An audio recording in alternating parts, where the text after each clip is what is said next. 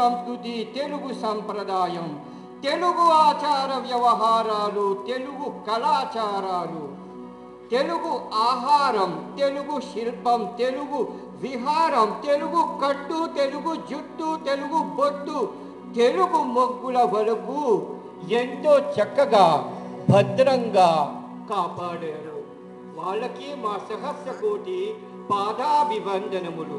ఈ నాటకాన్ని చూసి మన తెలుగు సాంస్కృతిక నిలయం ఆధ్వర్యంలో అందరికీ ఆనందించి కళాకారులందరినీ ఆశీర్వాదించి మా నమ్మకం. జై తెలుగు తల్లి, జై జై జై జై జై జై తెలుగు తల్లి.